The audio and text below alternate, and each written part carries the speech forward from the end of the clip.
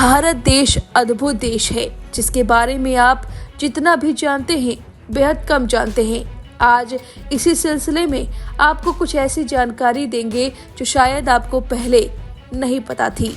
आज हम बात करेंगे एक ऐसे गांव की जहां बजरंग बली से लोग नाराज रहते हैं। जी हाँ, वही बजरंग बली जो संकट मोचन है, जिसका नाम लेते ही भूत पिशाच भाग जाते हैं। लेकिन ये गांव वाले भगवान से नाराज है। लेकिन आखिर क्यों?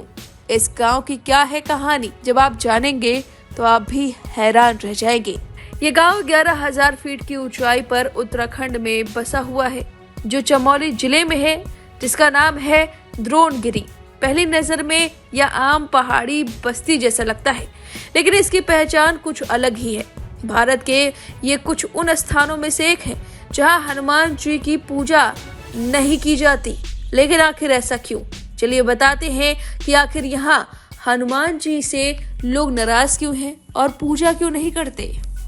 पौराणिक कथाओं के अनुसार रामायण काल से ये पूरी कहानी जुड़ी हुई है। जब लंका युद्ध के दौरान लक्ष्मण घायल हुए तो हनुमान जी को हिमालय से संजीवनी बूटी लाने भेजा गया। कहा जाता है कि बूटी इसी इलाके के पर्वत पर थी। हनुमान जी जब सही पौधा पहचान नहीं पाए तो पूरा पर्वत ही उठा ले गए। भारत में यह कथा हनुमान जी की शक्ति और शक्ति का प्रतीक मानी जाती है, लेकिन द्रोणगिरी के लोग इसे अलग तरह से याद करते हैं। उनका मानना है कि हनुमान जी ने उनका पवित्र पर्वत तोड़कर देवी शक्ति वाली भूमि को नुकसान पहुंचाया। इसी वजह से यहाँ हनुमान जी की पूजा नहीं होती। गांव में न उनके मंदिर हैं, न घरों में तस्वीरें। कहा जाता है कि पहले जो भी उनकी पूजा करता था उसे समाज से अलग कर दिया जाता था। ये किसी दुश्मनी की वजह से नहीं या नफरत की वजह से नहीं, बल्कि उन्हें अपने पवित्र पर्वत से बेहद लगाव है, आस्था है।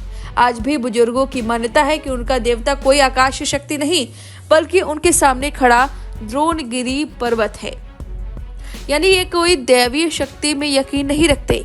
उनके लिए द्रोणगिरी पर्वत ही उनके देवता हैं, उनके भगवान हैं, उनके इष्ट हैं और उनके लिए ये ब्रह्मांड है। यह इलाका औषधीय पौधों से भरपूर है। यहाँ मिलने वाली कटुकी जैसी जड़ी बूटियों का प्रयोग लोग आज भी घरेलू इलाज में करते हैं। संजीवनी बूटी की कहानी ने इस इलाके को और भी रहस्यमय बना दिया है। इस पूरे इलाके में कई वैज्ञानिक शोध करने आ चुके हैं, लेकिन अब तक कुछ भी उनके हाथ लग नहीं पाया है। और संजीवनी बूटी कौन सी है, इसकी खोज अभी तक जारी है।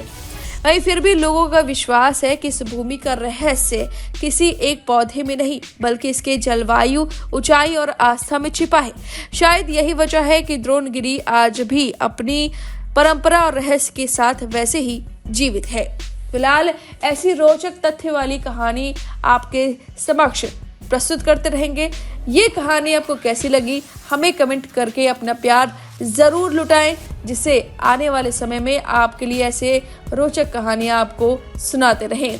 फिलहाल इस जानकारी पर आपकी जो भी राय है हमें कमेंट करके जरूर बताएं।